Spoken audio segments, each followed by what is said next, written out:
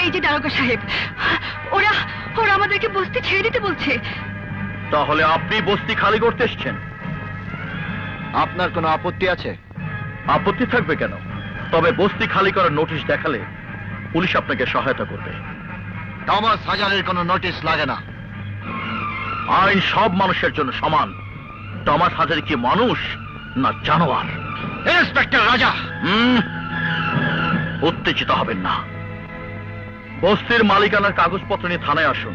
কাগজপত্র ঠিক থাকলে অবশ্যই বস্তি খালি হয়ে যাবে। মিস্টার রাজা নতুন পুলিশে চাকরি নিয়েছেন, তাই টমাস হাজারিকে এখনো চিনতে পারেননি। চিনতে পারিনি, তবে সময় মতো ঠিকই চিনে নেব। টমাস হাজারিকে চেনার আগে তার লোকদের চেনে।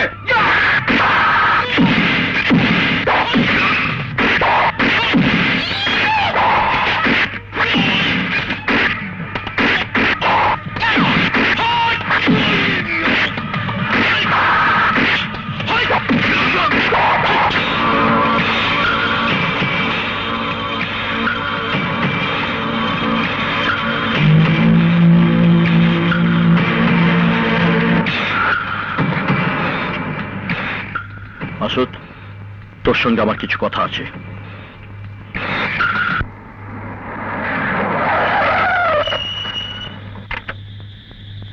মাসুদ, তুই যে পথে চলেছিস সে পথটা ঠিক নয়, সেটা অন্যায়ের পথ। তুই সে অন্যায়ের পথ ছেড়ে দে ভাই। বড় ভাই, তার চেয়ে বরং তুমি পুলিশের চাকরিটা ছেড়ে দাও। আমার হাতে হাত মিলিয়ে চললে একদিন আমরা এই শহরে রাজত্ব করতে পারবো। গুন্ডা বদমাশরা যদি এমনি ভাবে সব পুলিশকে চাকরি থেকে সরিয়ে দিতে থাকে, তবে দেশটা গুন্ডা বদমাশের রাজত্ব হয়ে যাবে। গুন্ডা বদমাশদের নিয়ে ভাবার জন্য আরো অনেকে আছে। তুমি আমার কথা ভেবে দেখো, আমি তোমার ভাই, তাই আমাদের পথ একই হওয়া উচিত। হ্যাঁ, আমাদের পথ একই হওয়া উচিত, এবং সেই পথ যে পথে চাচাজান সারা জীবন চলেছেন। না, বাবার পথ আমার পথ ভিন্ন। বাবা সারা জীবন পরিশ্রম করে যে দারিদ্রতা অর্জন করেছে, আমি সেই দারিদ্রতায় নিজেকে কোনোদিনই চড়াতে চাই না। মাসুদ, হ্যাঁ বড় ভাই, প্রতিটি মানুষের জীবনে একটা নিজস্ব স্বপ্ন থাকে। আমাকে আমার স্বপ্নের পথে চলতে দাও।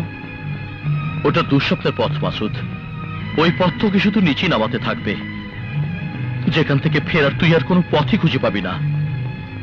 টাকা উপার্জনের সব পথই নিচের দিকে বড় ভাই। টাকাই জীবনে সবকিছু নয় ছোট ভাই।